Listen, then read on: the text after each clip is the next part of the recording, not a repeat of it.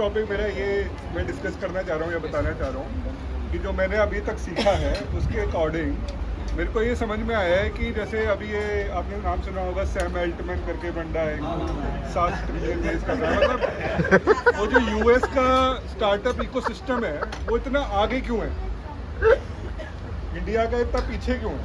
ठीक है, उसके 3 रीज़न।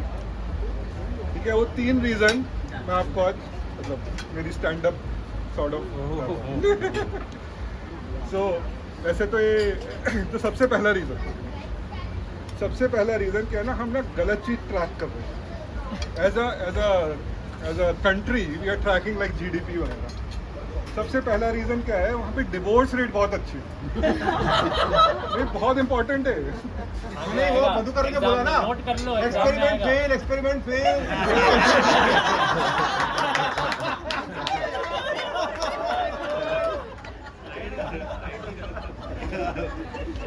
तो वहाँ पे क्या होता है कि वहाँ पे जो बुढ़े होते हैं मेरे जैसे, मधुकर जैसे, वो टिंडर पे लगे हुए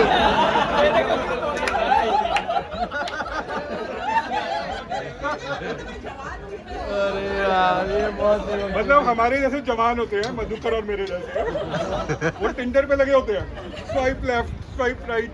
मतलब उनके अंदर ना जज्बा है कि हमें कुछ करना है, हमें मार्स पे जाना है, तभी तो लड़की पटेगी ना। तो वो जज्बा नहीं है इंडिया में, क्योंकि ना क्या होता है, जैसे क्या बोल रहे हो? हाँ एग्जैक्टली। क्या ना, शादी से जो सिंगल बंदा होता है ही इज लाइक अ पोल। ठीक है, हमें क्योंकि यहाँ पे फैमिली फ्रेंडली ऑडियंस है, मैं ज़्यादा नहीं एक्सप्लेन करता, ही इज लाइक अ पोल। ठीक है। और शादी के बाद वो पोल ना थोड़ा फैल जाता है और बन जाता है पिलर।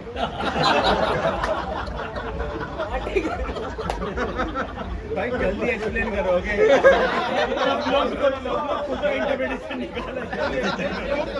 तो बेसिकली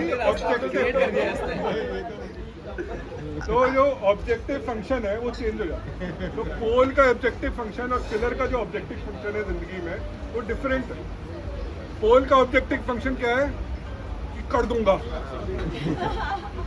ठीक है, और पिलर का क्या है objective function, lie down and relax. तो ये ऑब्जेक्टिव फंक्शन चेंज हो जाता है। Now coming to reason number 2। यार मैं बोल रहा हूँ पिस्टन पिलर पोस्ट से आगे निकल दूँ। कि हम लोग ना इंडिया में अपनी स्ट्रेंथ को कैपिटलाइज नहीं करते। हम लोग फॉरेन चीज़ों को कॉपी करने की कोशिश करते रहते हैं, हम अपनी स्ट्रेंथ को कॉपी करते। फॉर एग्जांपल अभी ना ये OTT का रिवोल्यूशन आया, ठीक है, अभी नेटफ्लिक्स आया तो क्या पूरी दुनिया में छा गया। OTT पूरी दुनिया में छा गया। अब कंटेंट कौन सा चल रहा है, ये ब्रेकिंग बैड आ रहा है, फ्रेंड्स जो उनके टीवी पे आता था वो उन्होंने डाल दिया और सारा अंग्रेजी कंटेंट हिट हो रहा है। अब हमारे कंटेंट में क्या है, तारक मेहता का उल्टा चश्मा और सास बहू, मतलब कैसे compete करेंगे? देयर इज नो चांस ना। तो प्रोडक्शन वैल्यू देखो, ये देखो। तो फिर एक एंटरप्राइजिंग एंटरप्रेन्योर आया जो थोड़ा मतलब अपने देश को समझता था। उसने क्या बोला, गाली डालो बहनचोद। फिर आया सीक्रेट गेम्स और फिर आया गैंग्स ऑफ वसेपुर। तो आया मतलब अब देखो OTT मतलब हमारा जो गालियापा है, OTT का गालियापा, वो OTT के नंगापा को compete कर रहा है। अब देखो इंडियन क्रिकेट टीम को देखो, देश आगे बढ़ रहा है, देख रहा हूँ। देखना, तभी तो हमको रियलाइज करना पड़ेगा ना अपनी स्ट्रेंथ। हम अब देखो इंडियन क्रिकेट टीम क्या बढ़िया कर रही है, ठीक है, एकदम वर्ल्ड डोमिनेशन है। कोई बंदा ओडिशा से आ रहा है, कोई बंदा केरला से आ रहा है, ये आके खेल रहे हैं, इनको एक शब्द ने जोड़ रखा है, बेन स्टोक्स। जज्बा आ गया है। एक शब्द ने, मैं तो बल्कि बोलता हूँ, सुनो, ये जो अपना बीसी जो एब्रीविएशन है वो हमने दे रखा है इंग्लिश कैलेंडर को, मतलब दुनिया ने दे रखा है। हमको वापस लेना चाहिए।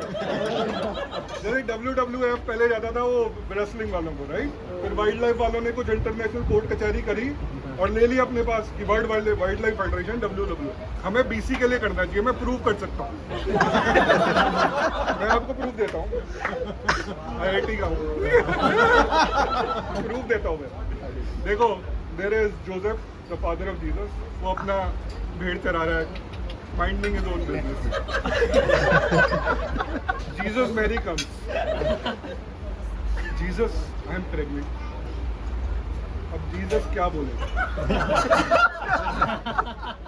एक ही वर्ड है दुनिया में, हम लोग रियलाइज नहीं करते हैं। अच्छा, तीसरा reason, these are the two important reason. तीसरा सबसे इम्पोर्टेंट रीजन, तीसरा क्या है कि हमारी ना कल्चरली एक थोड़ी प्रॉब्लम है कि जो हमारे रियली एंटरप्राइजिंग और रियली ब्रूटल एंटरप्रेन्योर्स है ना, रियली ब्रूटल कैरेक्टरिस्टिक वाले जो जज्बे वाले जो लोग हैं ना, मधुकर नहीं मैं तो मधुकर नहीं मधुकर भी नहीं, वो नहीं हो पाएगा। वो आते ही नहीं है एंटरप्रेन्योरशिप और VC रहे, वो बन जाते हैं सरकारी बाबू। जो असली जज्बा है वो उनका है। देखो आप ना उनकी प्लानिंग और उनकी एग्जीक्यूशन देखो, हर तरफ से आपको लग रहा है जेफ बेजोस सबसे अमीर आदमी है। नहीं भैया, कुछ भी नहीं है, कुछ भी नहीं है, अलमारियां भरी पड़ी है। देखो पूरा स्ट्रक्चर उन्होंने उस तरह से। अब आपने इनकम टैक्स फॉर्म भरा होगा ना, इनकम टैक्स फॉर्म में 2 होते हैं, एक जी फाइनेंशियल ईयर, एक होता है असेसमेंट ईयर। क्यों होते हैं 2? क्योंकि देखो अब हमारा डेटा क्या कहता है कि 97% लोग टैक्स नहीं भरते। क्यों नहीं भरते? अभी तो आनंद ने बताया कि इतने सारे लोग आ रहे हैं टैक्स के, इतना ज़्यादा डेटा भर रहा है, हमने प्रेजेंटेशन में देखा, लेकिन टैक्स लोग ने भरी। क्योंकि वो आधे लोग तो बेचारे यही नहीं समझ पाते कि भाई फॉर्म कौन सा भरूं। बाबू ने सब सोचा हुआ है, आएगा मेरे पास बाद में, मैं देख लूंगा इसको। दूसरे बाबू का देखो दिमाग क्या चल रहा है कि इसका ना अपन एक काम करते हैं, नाम रख देते हैं सरल फॉर्म, क्योंकि ना फट जाएगी। ये सरल है, फाउंडेशन ही हिल जाती है। उन्होंने PM में बहुत अच्छे से अटेन कर रखा है। और फिर ना एकदम ब्रूटल होते हैं ये लोग ना, मतलब अगर आपका पैसा बन रहा है 28% GST, RBI की रेगुलेशन, रेट्रोस्पेक्टिव टैक्सेशन, एकदम ना इंडियन एंटरप्रेन्योर की फाउंडेशन हिल जाती है। ये हो क्या रहा है? अब मैंने ऐसे फाउंडेशन लेती है, मैंने रियलाइज़ किया कि मैं अपने बेटे को पढ़ा रहा था कुछ दिन पहले, तो उसमें था कि human body is made of 75% water. सबने पढ़ा था, मैंने भी यार आया यार, तब तो मेरे दिमाग में नहीं आया जब मैंने बचपन में। अभी मैं जब सोच रहा हूँ ना तो अनकॉन्शियस लेवल में मेरे दिमाग में क्या चल रहा है यार, 75%, 80 किलो का मैं, 60 किलो पानी, मतलब 20 किलो का मैं हूँ, 30 किलो की बाल्टियां लेके घूम रहा हूँ।